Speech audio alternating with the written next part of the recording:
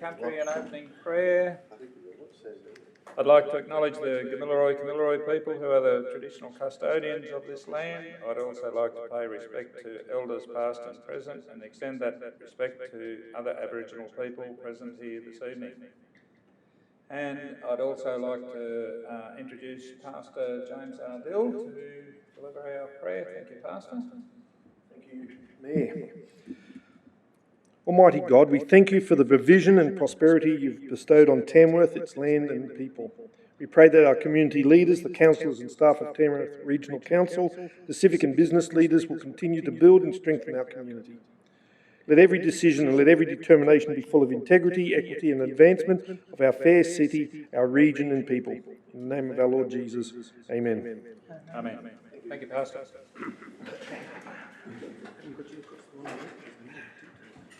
So, councillors, I declare now the meeting formally opened, and the first item on the agenda is apologies and leave of absence, and we have two apologies sought this evening from Councillors Rodder and Webb.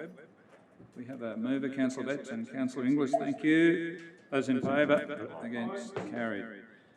Item 2 this evening is community consultation, and we have one member of the community to present to council. Mr. Maher, if you wish to come forward please to the rostrum and just state your name and the matter you wish to speak to. Thank you. Thank you, Mr. Mayor. I wish to speak to the Merrill Minute 5.1. Councillors, directors, ladies and gentlemen, as you're all probably aware, Mitch Hanlon advises that he's working away from Tamworth at the moment and is unable to come and address you tonight. As you're aware, Mitch organised a public meeting to support the establishment of a university in Tamworth in February 2019. Soon afterwards, Tamworth University Reference Group was formed with Mitch, Adil, Mazudia, Anne Jacob, Jackie Powell, Jai Segbor, Mark Woodley, Richie Thornton and myself. Our interaction with UNE was mainly through Bryn Griffith, and he emphasised the need to procure federal funding. So that is where our group initially focused our efforts. Through the period of federal pre-election period, we made little headway, and then after the election, I contacted the member for New England's office, and they were able to arrange a meeting with the Minister for Education, the Honourable Dan Tehan. Fortunately for us, they were able to arrange a meeting on the 4th of July 2019, the first sitting week of the new government. During the 2-week period prior to the meeting, we put together a 100-page ministerial submission, mainly prepared by Anne Jacobs and Adil Mazudia, who spent 2 days in my office writing and compiling it. Mark Woodley got every school principal in Tamworth to support the submission, and I was able to get Gunnedah Shire, Liverpool Shire, Namoi Unlimited and Tamworth Regional Council. Most of the accountants in Tamworth and the North West Law Society to endorse the submission as well. As is publicly now well known, Jackie, Mitch, Jai, Mark and I attended and met Dan Tehan, who gave in principle support for the university in Tamworth. Last week we met with Barnaby Joyce, and he expressed his confidence in meeting with us that Minister Tehan, the Prime Minister Scott Morrison and Treasurer Joss Frydenberg were all aware of Tamworth's need for a university campus, but they require a completed valid business case before funding can be provided. UNE is preparing their business case at the moment and hopefully it will be finished by the end of March. The need for a university campus in Tamworth is well established on the statistical measures. We are the only city of our size in regional New South Wales without a campus.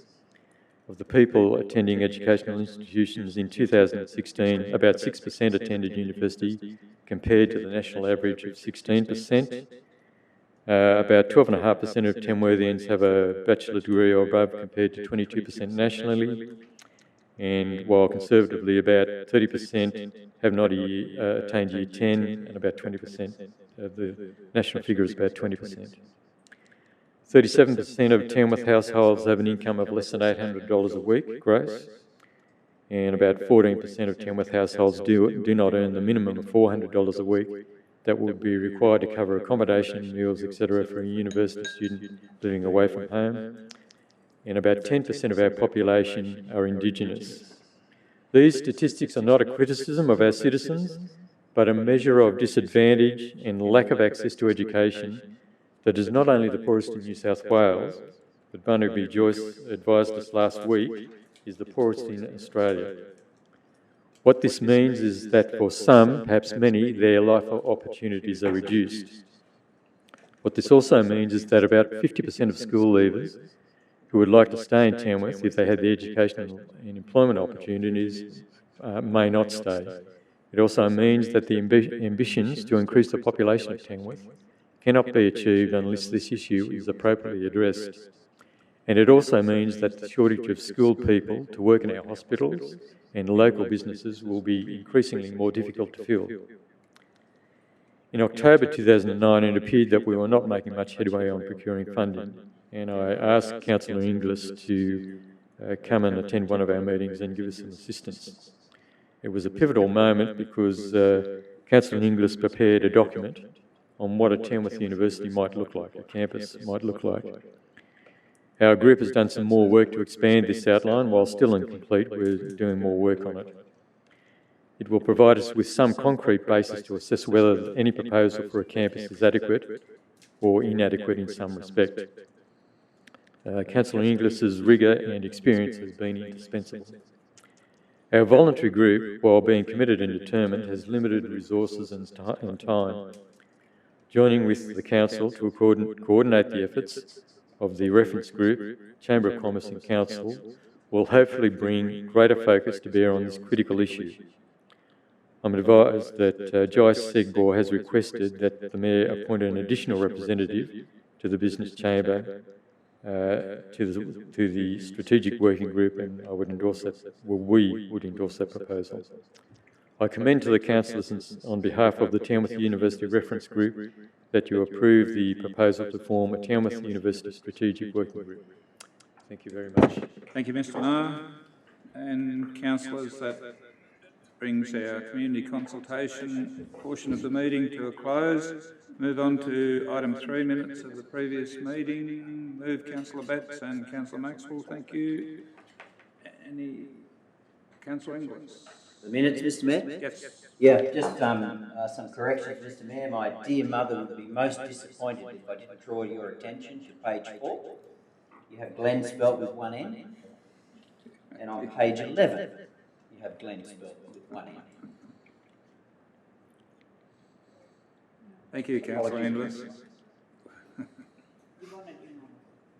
Any further matters arising from those minutes, councillors? If not, I'll put the motion. Those in favour? Those against? The motion is carried. Item 4, disclosures of interest. Any councillors have any disclosures they wish to register? If not, we'll move to item 5.1, and I put that recommendation before you with the additional item of inviting a member of one representative from the Tamworth Business Chamber. I understand the proposed members from the reference group are Mitch Hanlon and Anne Jacobs, and I think that it was possibly an error in the makeup of this recommendation to not have the Business Chamber there, so I'd include that for your consideration. I move that recommendation and open the matter to debate, to the floor. Councillor Tickle. No, we don't actually need a seconder for a mayoral minute. We don't need a seconder for a mayoral minute. Councillor Betts. Thank you, Mr. Mayor. I'd like to nominate Councillor Inglis as the council's representative. And look, I think it's just an absolute vital part of where we're at with getting the university here at Tamworth to have this group to really now take it and push it to get it across the line. Thank you. Further discussion, councillors? Councillor Wilson. Mr. Mayor, I was just going to say what we all know, that the presence of the university in Tamworth is critical for its sound development. And you know, the statistics that have been brought to us, really indicate Tamworth's done pretty well in the past. We do have a low population in terms of secondary education, tertiary education, but that hasn't impeded us in the past. Nevertheless, going forward in a changing world, we certainly do need to ensure that our population is well up there in terms of tertiary qualifications. And the only way we can do that soundly and fairly is to have our own establishment. And of course it needs to, I think we need to be innovative, and this group needs to be innovative, and the faculties need to be relevant to our region. Not plucked out of the air, but they need to be relevant to our need and our skills. And we also need to have a substantial research component. That'll stand us in good stead, it'll stand the university in good stead, and it's just critical, and it needs to happen soon. Thank you. And Councillor Maxwell? Yes, Mr Mayor, I'd just like to second Councillor Inglis to be on that committee. I don't know whether we need to, but I'll be supporting that. Thank you. Any further discussion, councillors? Councillor Mr Mayor, Wilson? is it appropriate to have two councillors, or is it appropriate for one? Look, I guess the discussions to date with the Vice-Chancellor about the proposition of this forum were the numbers that we did agree on. I don't think there's any hard line in the sand that would preclude us from having further representation there. I think it's a strategic working group. It's one that's probably, you know, we're not going to be doing the nuts and bolts of this proposition. It'll be the strategies that assist with the University of New England to bring their business case before council, and I would assume that most of those meetings will probably happen during the day, so they'll be, you know, if any councillors wishing to be a part of that would have to be probably available during the day to have a meaningful contribution. So, yeah, I'm open to. I don't think we need a cast of thousands. That's not going to be productive. But I must admit, Mr Mayor, I'm interested in being involved in this strategic group, but that's... Oh. Councillor Tickle is I not. was going to nominate Councillor Wilson as perhaps a second councillor delegate, and I support Councillor Inglis. And it's true what you said. I think any of us can contribute at any one time because we've all got an interest in this. As I've said many times since the early 90s, we've been wanting the university to have a presence, full-time presence here, in particular UNE and other universities have been investigated. We just have to make this happen, and I think it is appropriate to have more than one councillor. However, don't need the cast of thousands, and I think the representation will be a little bit more balanced gender-wise. Thank you. This is your minute, so you can either accept that as part of your motion, or you need to move this amendment. Yes. Okay. So, councillors, just before I determine whether I'll accept this or whether we'll call for an amendment, is there any other councillors that this is it for our nominations? Councillor Betts, I beg your pardon?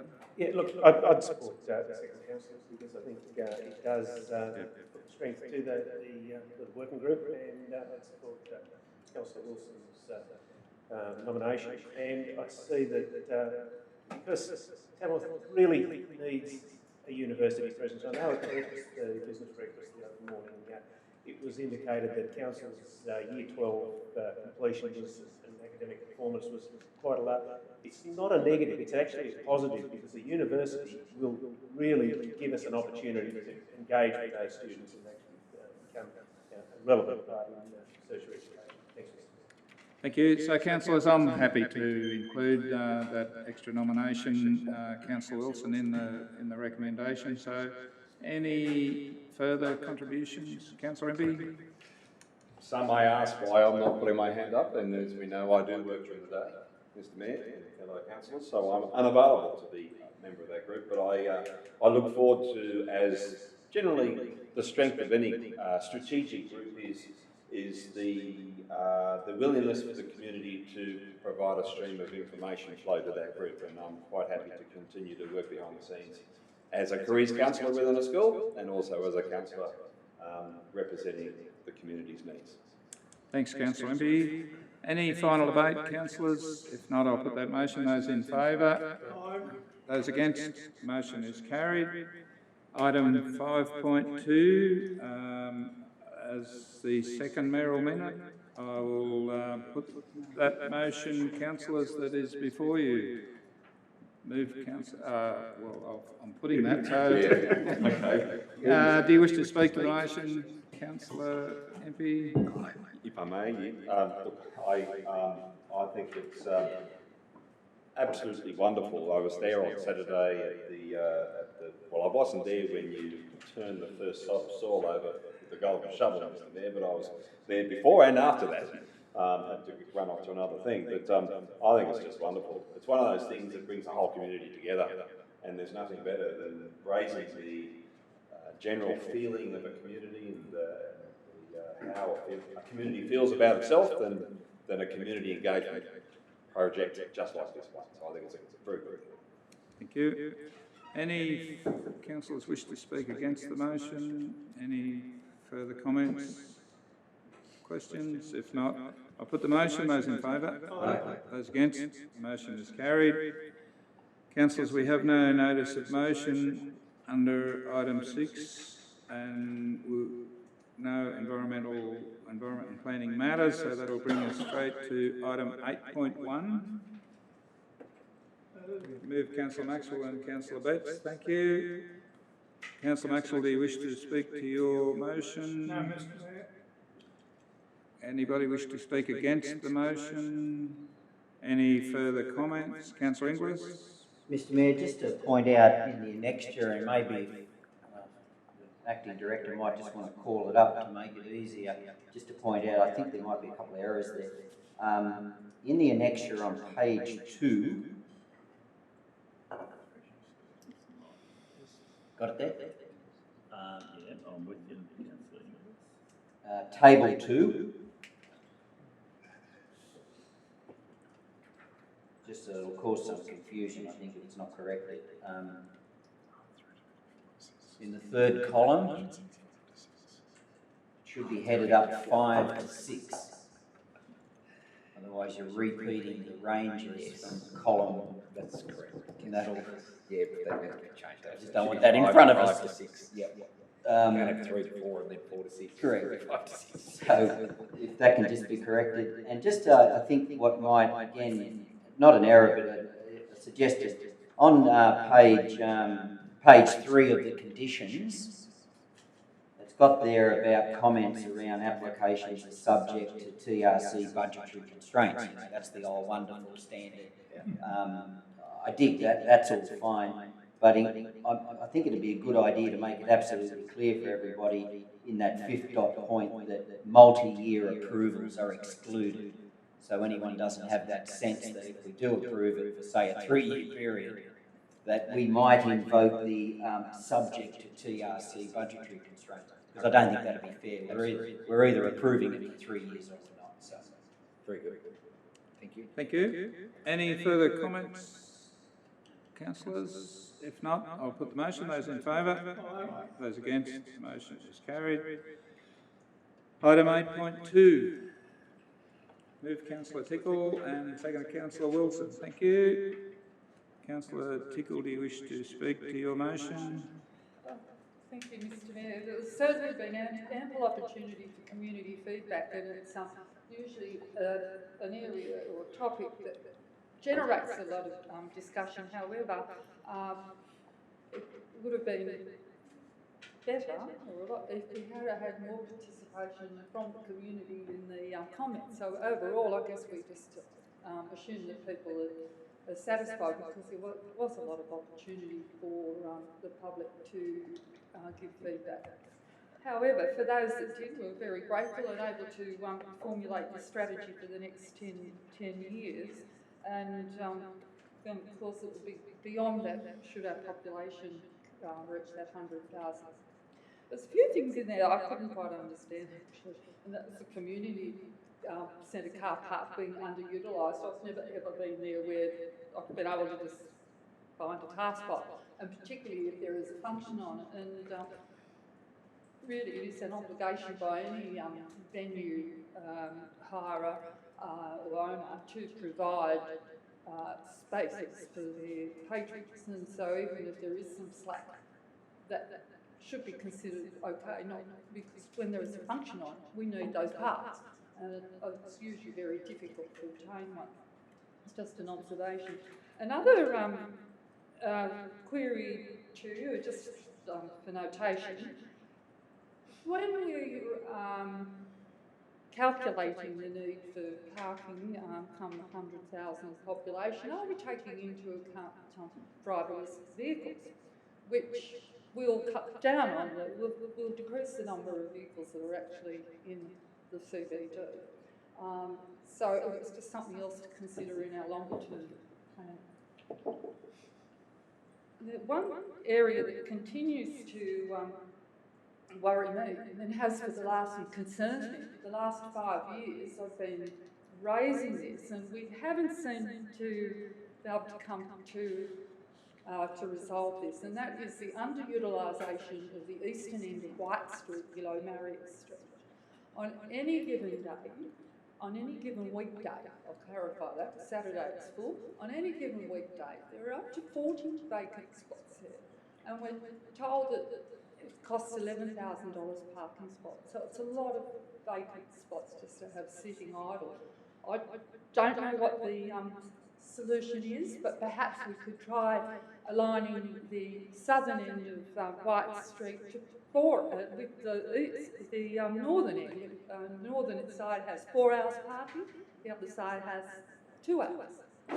Whether or not that will help, because within the document, CBD users like to spend more than 2 hours in the CBD, we're told, in the feedback.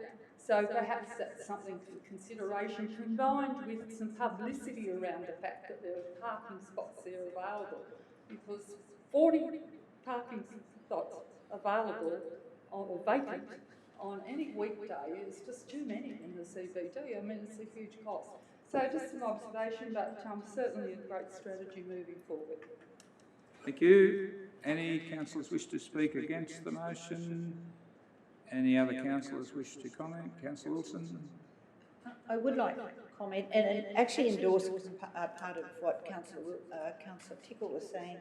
Today I was talking to a businesswoman about another issue whose business is on the southern side of White Street, that particular section. And she said, for heaven's sake, why is it 2 hours on my side of the street and 4 hours on the other side of the street? She said, can't it be consistent? And then, and I mean, this is only a small consideration, then she said, not long ago I had a woman come into my shop and say, you've got parking meters here, it's 2 hours, goodbye Tamworth, I'm going to go and do my shopping in Gunnedah, don't you want business? And we obviously need parking meters. We use the remuneration from that to develop parking areas and strategy.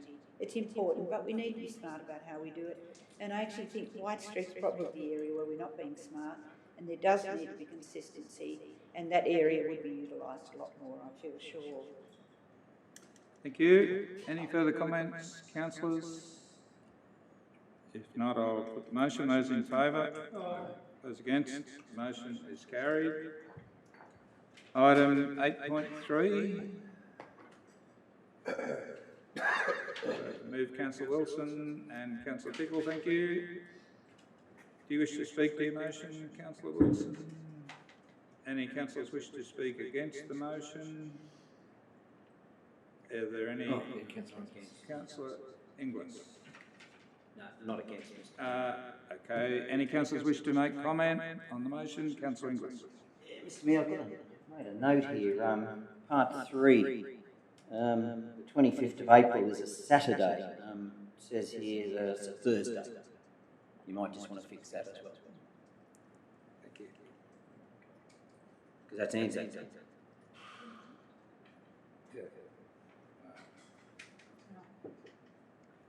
Thank you.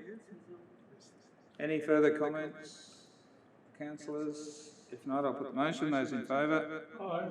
Those against? The motion is carried. Item 8.4. Move Councillor Inglis and Councillor MP, thank you. Councillor Inglis, do you wish to speak to your motion? Oh, Mr. Mayor, just very briefly. Look, it's a very comprehensive report. We had a pretty thorough workshop on it and worked through all the pros and cons and all the rest of it. And I expressed in the workshop, and I still sort of harbour it a little bit, and that is that I do believe we're being a little pessimistic in our 1.3% growth rate. I'm more optimistic about the city than that. And I noticed, out of interest, Mr. Mayor, for the car parking report, we use a 2.4% population growth rate. 2.4. So we probably should use similar population growths in our different reports. But and that 1.3 that we've included here, of course, that includes industrial.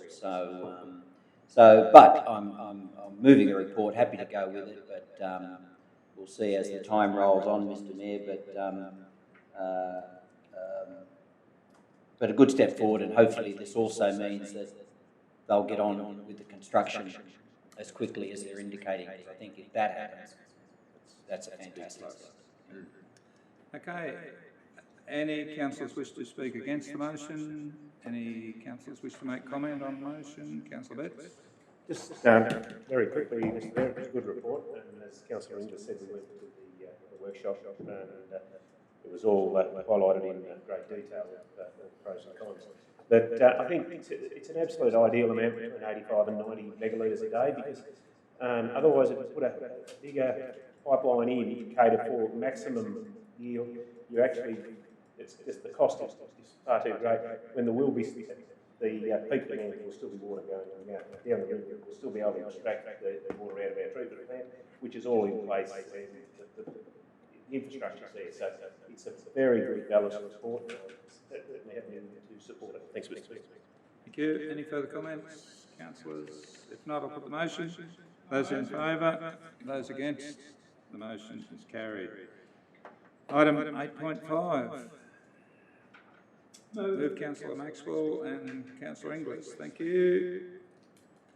Do you wish to speak to your motion, Councillor Maxwell? Just on, Mr. Mayor, just on the second part of that recommendation,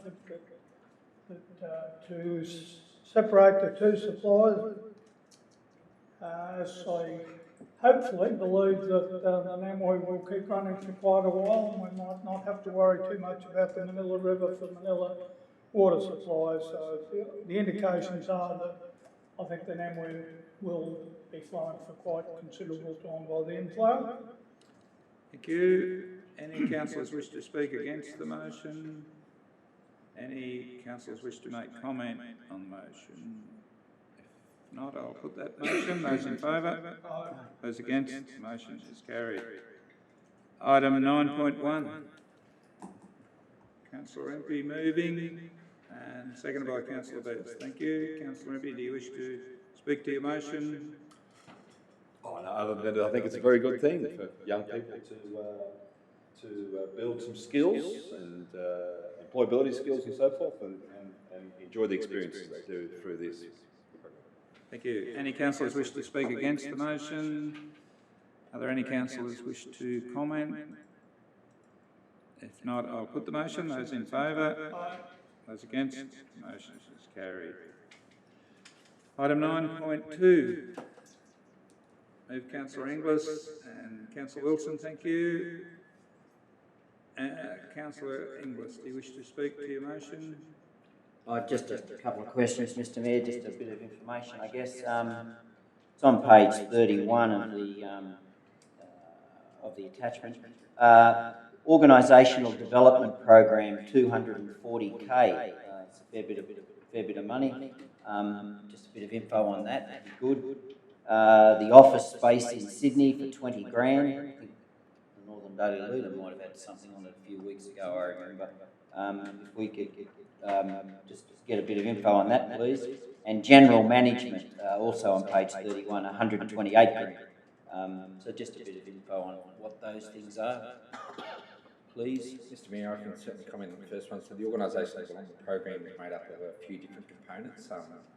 This will be the subject of the presentation I'll do to council shortly, but one part of it is the engagement of Ms Wakamolara, who I don't think is here tonight, on a 6-month contract to assist with the realignment of the organisational structure. We also engaged a facilitator to come in and work with the executive management team as well as some of the emerging leaders in the organisation around the development of our overall organisational strategy to align with Blueprint. So that was another component. And the third component is the skills audit of the organisation being undertaken by MacArthur Management Services, which will be presented to DMT next Monday. So there's 3 separate components to that, all of them around about equal amounts. So really all tied up with the It's all Blueprint tied up with 100, which you have. That's what it's Correct. Yep. So the other 2 questions? So I'll go the other way around. The 128k in general management is related to the same topic. In the org development, there's also some additional training for managers and supervisors around high performance training and resilience training as well. And that's training that's been rolled out to about 120 people for each of those courses. And sorry, the second one you mentioned was which one again, sorry? The office space. The office space in Sydney. So that's the lease that we agreed to take up, where Wagga has taken an overarching lease with an office space in Sydney off one of the government departments, I can't remember which one, and we're one of a number of councils who have taken up the option to be able to effectively hot desk from that space so we can use it as a conferencing facility, a hot desking facility, and if anyone's in Sydney requiring meetings, they've got that option there to use it. So that's signed up for a 12-month option and with no commitment beyond that time at this stage. Thank you. Any councillors wish to speak against that motion? Are there any councillors wish to comment? Councillor Tickle. It's just a further comment on the office accommodation as it's come up. I think that's a really good idea, and can I say it's not a first? In the 90s, we had a country embassy in George Street. Councillor Maxwell remembers we were both there at the Law College, and that worked extremely well.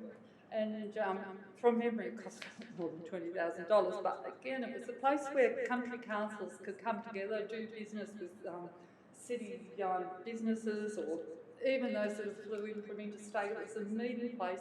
And of course now, in 2020, we've got the technology that we didn't have before, so it's so important just to have somewhere to go and utilise and be able to just tap into technology and to meet with people, and it makes all the difference. Much better meeting place than a coffee shop or something, particularly when you're talking high-level things. But I just did want to mention that it's not a first. Councillor Inglis will remember too, Councillor Best, several people will remember that country embassy, and it was really good, and many a positive business deal work that's done. Thanks, Councillor Tickle. Any further comments, councillors? If not, I'll put the motion. Those in favour? Aye. Those against? The motion is carried.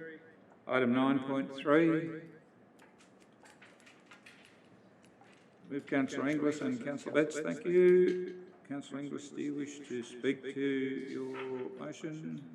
Oh, Mr Mayor, just to make the point, I see, and thank you for clarifying that question that I had at the last meeting about the rate of return on T-Corp. I see that's all been very nicely tidied up and well explained. Thank you. Any councillors wish to speak against the motion?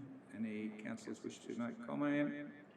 If not, I'll put that motion. Those in favour? Those against? The motion is carried. And item 9.4. Move Councillor Inglis and Councillor Wilson. Thank you. Councillor Inglis, do you wish to speak to your motion? Oh, just a question, Mr Mayor. I noticed in the annexure at page 40, 453 grand, a fair bit of dough, employee costs. Obviously a recurrent cost, so I ask that in the context of, as everyone would know, we basically have a structural budget, a deficit here, And that's that's a lot of money, and it's obviously recurrent. So I think it's an amount where I would really like to know, what that is. Sorry, page 40? Page 40 of the next year, yeah. I mean, it's a big number as a recurrent cost. I'm sure there'll be an adequate explanation, but Sorry. I'll get the exact detail offline, but what I can certainly tell you now is that about half of that, from memory, and I'll get the exact values, is offset by where we've taken contracts or funds that used to be materials costs and transferred them into employee costs. That relates to a portion. With our increased wages bill over the last number of years, there has also been a direct increase in workers' comp as well. So because we don't know all of our workers' comp until we finalise all of our salaries from the previous year, there's an adjustment made once we do know what that number is. That number's included in this cost, in this report for that period of time, and I will have to find out the balance of it for you and come back to you. Thank you. Anyone speaking against the motion, councillors? Are there any other comments on the motion? If not, I'll put that motion. Those in favour? Those against? The motion is carried. Item 9.5. Move Councillor Wilson and seconded Councillor Inglis. Councillor Wilson, do you wish to speak to your motion? No, Mr Mayor. It's interesting reading. Any councillors wish to speak against that motion? Any councillors wish to make comment? Councillor Inglis? yeah, Mr Mayor, it's an important report, our progress report on our delivery program and our operational plan. Just a couple of observations there. Page 74, the volunteer strategy. Isn't that going well? 44 new registrations and all part of the new premises and staffing and that, and it's just great when things come to fruition. But I'll tell you what, Mr Mayor, one of the great things to see, because this is an issue with a lot of councils around New South Wales, that almost half of all inquiries are from people aged under the age of 35. That's a major issue, the ageing of our volunteers, and so there's obviously some good work going on. It'd be interesting to sort of know why, and then maybe some good case studies there for other councils if we've got some good lessons on why that's happening. We should share that, because a lot of councils would love to know the secret on how to get younger volunteers interested in local government. Mr Mayor, the Ambassador Program, myself and a few councillors went to that thank you night for the Country Music Festival Ambassador Program. 38 in the first year. I think that'd be deemed successful, Mr Mayor. I was interested, page 82, Reconciliation Action Plan, and I quote, a political process pre-candidate information session, July 2020. What is that? Through you, Mr Mayor, my understanding is that that's to try to encourage an Indigenous representative to stand for the council election. So it's an information... To do with local government elections? Yes, for local government elections. We're not political, are we? Well. Okay, so it is for the local government, but it actually says a political process. They're the words. Yes, so it's the political process leading up. So they're aware of what the political process is, if they were considering standing as a council. Yeah, right. Okay, well, that's good. Mr Mayor, someone probably needs to have a look at those art gallery attendance numbers. There's clearly something wrong there. Annual target of 22,000, and we're already 30,000. One of those numbers is clearly wrong. And I see we're still using Glen Artney Enterprise Area in there as well. As you know, we've got a new name for that. And great to see the quantification of some of the energy savings, Mr Mayor, for the solar. That made interesting reading, I thought. So, we're starting to get our rate of return, so that's a good thing as well. But a very comprehensive report, and it's good to see. Thank you. Any further comments, councillors? Councillor Big. Just a quick little one. It was just nice to see the Dolly Parton Imagination Library attract 110 children and 70 adults. So more children than adults, which is a really nice result. Thank you. Any final comments, councillors? If not, I'll put the motion. Those in favour? Those against? The motion is carried. Item 9.6. Move councillor Tickle and councillor Wilson. Thank you. Councillor Tickle, do you wish to speak to your motion? Thank you, Mr Mayor.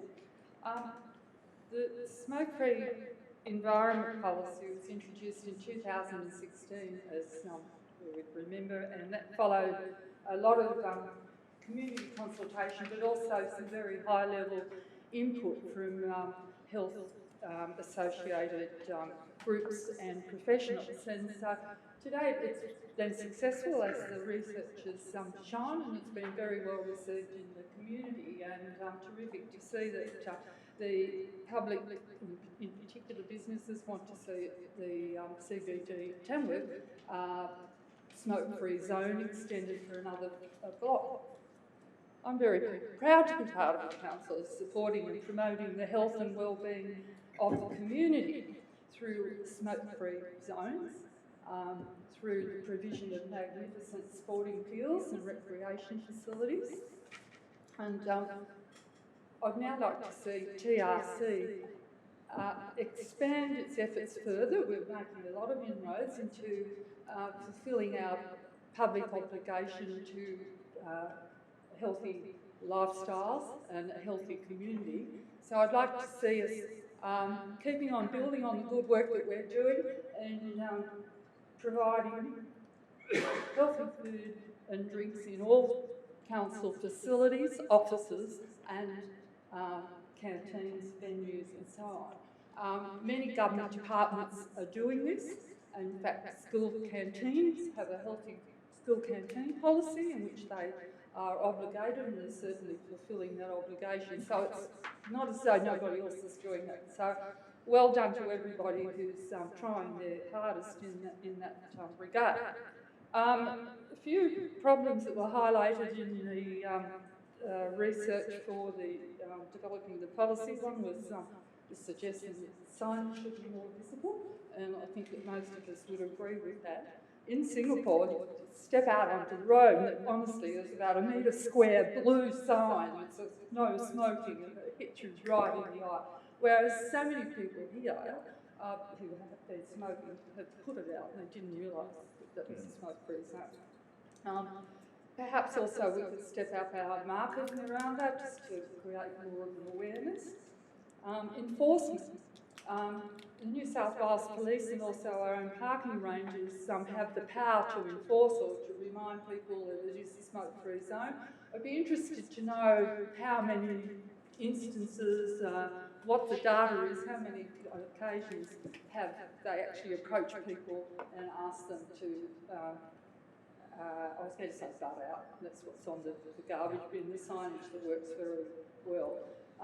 So I would be interested to know that. Do the police know that they can be reminding people not to? Because there are often police just walking up the street on duty, and of course our parking rangers are out there doing a really good job. So I'd just be interested to know on how many occasions do they remind people that it is a smoke-free zone. So terrific to see the policy being updated to be for the next 4 years. Thank you. Councillor Tickle, just regards the enforcement part of your discussion. I think my memory suggests that we chose to do a very low profile of enforcement. It's more of I guess a community-led enforcement and certainly being observed. And I've had some very good comments about that approach from both smokers and non-smokers who think that that's a really good way to move forward. So I think it's been a conscious, I guess, a move from the council to not bring the big stick out to try and enforce the policy rather than have it embraced by the community and a bit more community owned. Mr. Mayor, could I just add to that? Councillor Tickle, yesterday, I actually raised this to our exec team meeting this morning. I was following a man back from lunch and following him down the footpath, and there was a young gentleman smoking out in front of the council chamber here, and he quite firmly but very politely walked up to the young man and said, excuse me, I respect your right to smoke, but are you aware that this is a smoke-free zone? And the young fella said, no, it wasn't. So the man pointed out the sign, and the young fella put out his cigarette and apologised. And I thought, well, that's the first. But so the community are actually doing it. That's the first time I've seen it. But yes, it was effective, and it was being policed by just a member of the community. It was great. I actually think that's one of the great strengths of what we've been able to achieve, and I think it's a great example of good community leadership for council to put forward a process like this, which is getting the results, and it's I believe it's highly regarded by our own community, but also very highly regarded by other cities. As I move around council areas, I often have questions and comments about about what we've been able to achieve here. So. Any further comments, councillors? Councillor Wilson? Mr Mayor, I must admit I've been one of those ones that said you mightn't realise that this is actually smoke-free, and people have been quite apologetic and put it out too. So I agree it's a good approach. And also it's been well accepted, and it's really good to see that. There are a couple of diehards that have got their horns, but generally it's been really well accepted. So it's a great move from our community. Just one thing, the report mentions that the playground will be getting some footpath stickers, no smoking. One area where we're not so good maybe at keeping smoke-free is our skate park. There's a bit more resistance there, and I wondered whether, when they go down to the playground, if they're not already, and I'm not sure, whether those footpath ones could go around the paths that lead to the skate park, so before people actually hit the skate park, they're aware that it's smoke-free, and that might save the hassle of them being confronted in the park. So if I could request that happen. Any further comments, Councillor Maxwell? Yes, Mr Mayor, just interesting to say that it doesn't seem to have worked all that well in Manila and Darrington. We're a bit slow. Thank you. Councillors, Councillor Tickle. Thank you. I just want to clarify, I wasn't suggesting that we go out and enforce and fine everyone. What I really was suggesting is that our parking rangers and the police are in a very good position to remind people not to smoke, because quite frankly, some people I am not going to ask to remind that they shouldn't be smoking, but many I have, and like the General Manager's observation, they're more than willing to put it out, but honestly, some people I would not approach, and I think that's more appropriate for a parking ranger or police to remind them, not for one moment am I suggesting people fine, because in the majority of cases they're totally unaware that there's a smoke-free zone, which means we need better signage, better messaging. Thank you. Thank you. Councillor Solney, I put the motion. Those in favour? Those against? The motion is carried. Item 10.1. Move Councillor Betts and Councillor Maxwell, thank you. Do you wish to speak to your motion, Councillor Betts? Any councillors wish to speak against the motion? Any councillors wish to make comment? If not, I'll put the motion. Those in favour? Those against? The motion is carried. And councillors, before I call for a motion to have item 11.1 moved into closed council, I'll make an offer to any members of the public or any members of the council wish to have this matter brought before open council. If not, could I have a motion to move into closed council? Councillor Maxwell and Councillor Inglis, thank you. Thank you to those members of the community for their interest and attention.